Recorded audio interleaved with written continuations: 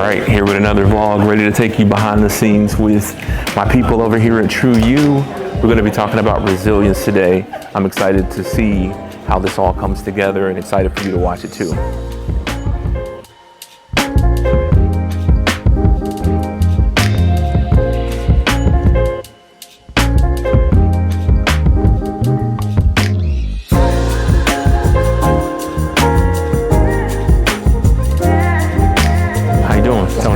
Nice to meet you.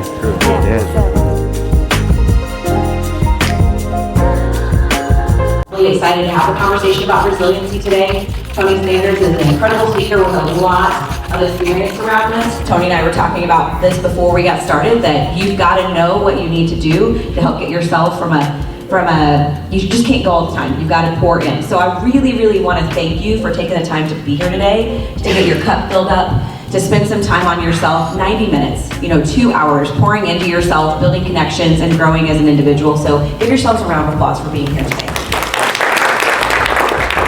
I'm really excited to bring Tony Sanders to the stage. He's a great longtime partner of True You. He is an expert in learning and development. He teaches and trains all over the country with so many different organizations.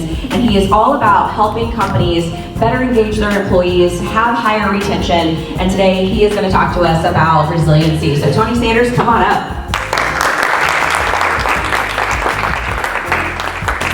Good morning, everybody. By show of hands, how many of you heard me speak before? Okay, like the majority of you haven't. Okay, the best thing about resilience is it takes humility. Okay, that's what we're going to start with today. No, I'm glad to be in front of a new group of people who haven't heard me speak before. A couple of rules of engagement for this session that we're going to have. This is a cool enough group where we can have a working session. What I mean by that is I want you to walk away with things that are going to help you at your organization today.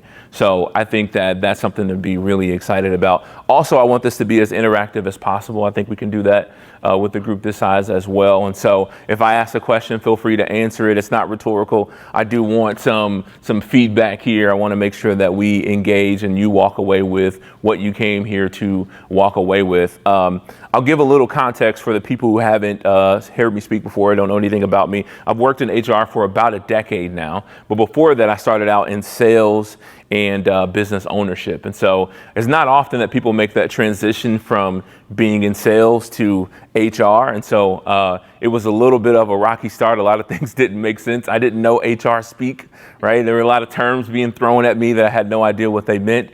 But it also gave me a unique advantage because when I went to talk to the CEO, the COO, the CFO, I was able to speak in terms that they understood. And then once I learned the HR stuff, I was able to connect those dots really well. And that's given me a unique advantage in a lot of rooms that I walk into. And so that's a little bit of the background, the angle that I'm coming from.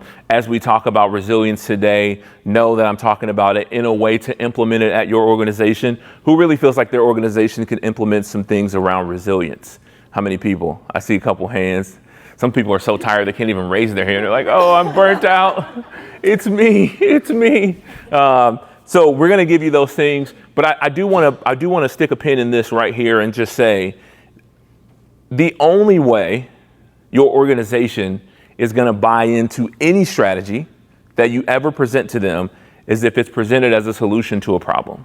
And so we're going to take an oath right now to say, I will never. Okay, we got like half of you guys. I heard Gretchen really well. She's already in. I will never offer a solution that is not fit to a business problem. The reason why that's so important to me, because I talk to a lot of HR people on a consistent basis, and they are so stressed out and they start to feel like they're not valued and they start to feel like the work that they do doesn't matter, and they are ramming their head against a wall because they keep bringing up things that don't solve real business problems. They bring up things because they have a heart for the people, and a person they ran into in the lunchroom said that they were having this issue. They ran into the situation, and now they want to solve it for the world, which is the good energy to have. But we need to make sure that it's a solution to an actual business problem, even if it is the right thing to do. If it's not solving a real business problem, we're never going to get that buy-in. When you hear that word, what do you think of? You can yell it out. Feel free to yell it out. When you hear resilience, what do you think of? Endurance, thank you. Perseverance. Everybody else is just gone blank. Do we need more coffee? Look, I'll sip coffee for you. Hold on. I got it. I'll take a sip of coffee for you while you think about it. What else do you think about when you think about resilience? Motivation. I like that. Get back up. Those are really, really good.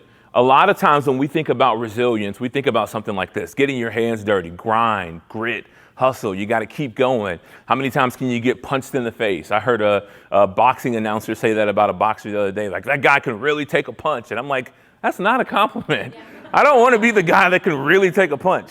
I want to be the guy that can really move out of the way of a punch, right? Why does resilience always have to be about how much you can take and how much you can get beat down on? That's usually what it looks like a lot of times, right? So here's a definition that we have for you today. Resilience is a person's ability to withstand difficult or challenging situations or recover quickly. So when we start to think about resilience, the first thing that I want us to do today is reframe how we define resilience. Here's how we should define resilience. I want to focus on these two things: withstand and recover. So when we think about building a strategy around resilience, building a culture around resilience, there's two parts of this equation. There's the withstand part. That's the part that we're usually really good at. That's the part that we all know. And there's the recover aspect of it. I'm going to do this because I haven't worked out today, but when I was younger, I used to be able to do a lot of push-ups, right? And I could get down and just crank them out, right? Like 1 foot, all that stuff. As I got older, I started to understand that if I wanted to go further, I had to be able to withstand and recover. So it started to look more like this. I can do this a lot longer than I can do this, right? Think about how you go through your workday. Think about how you go through your life. A lot of us are just like, I gotta get it done. The kids are at soccer practice. I gotta do this. My husband needs this. My spouse needs this. Blah, blah, blah, blah. And then Friday comes and you're just like, I can't do it anymore. We're really good at withstanding.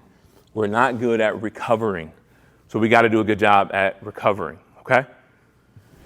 Okay, that counts as a workout for me today, so write that down. I did a workout today. Thank you. We could always make Gretchen share again. That's always in my back pocket. Right here.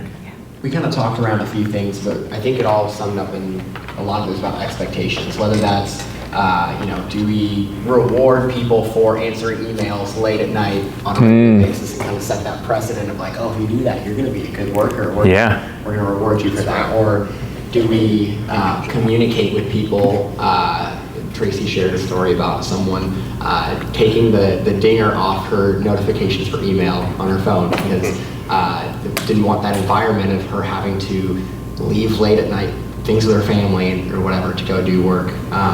And I think so much of it is what we communicate. It kind of goes back to the same thing we were looking at earlier, right, for withstanding. Similarly, what we're communicating from everyone else around us from that cultural perspective, right, that affects our boundaries and whether or not we're kind of holding people accountable to what we say we're going to offer them or provide for them. Yeah, that's an excellent point. A lot of times companies will set a standard of like, this is what the culture is, but culture is fluid and there's always an undercurrent of culture that really overrules what the standard is. And so if there's like the business hours over at 5 p.m., but our undercurrent is, man, shout out to that guy because he responded to an email at 9:05. Now we're really rewarding a culture that doesn't honor boundaries. And so we have to be very careful about what we recognize, what we celebrate, because everything that we celebrate, we're reinforcing that behavior throughout the organization. And it may be well intended, but a lot of times we can have negative consequences if we are not sure about what we really want to have. And that's a great example of honoring boundaries. From the chat. Take your email off your phone. Take it a step further and say when you're on vacation, you take your email off, you take your Slack off, you take your Teams off, because otherwise you will look at it and you will answer. Okay, so half the room is like smiling and nodding, and the other half of the room is full of anxiety. Think about that for a second. It's like trying to be half pregnant. It just doesn't.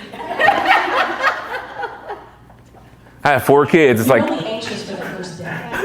it's like either you are or you aren't, right? Like I remember trying to take some time off, but my email and Teams chat is just buzzing and buzzing and buzzing and buzzing. And it's like, oh, I'm physically in Hawaii, but mentally, I may as well be at work.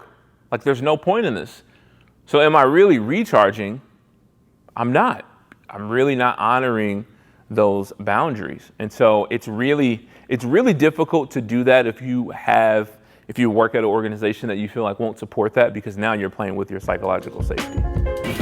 I hope you enjoyed this behind the scenes look at what we do at Gallo. I want to say thank you to my friends at True You for allowing me to grace the stage today to talk about resilience. If you would love for me to come speak at your business, I would love to do that as well. Just send me a message and I'll see you next time. Peace.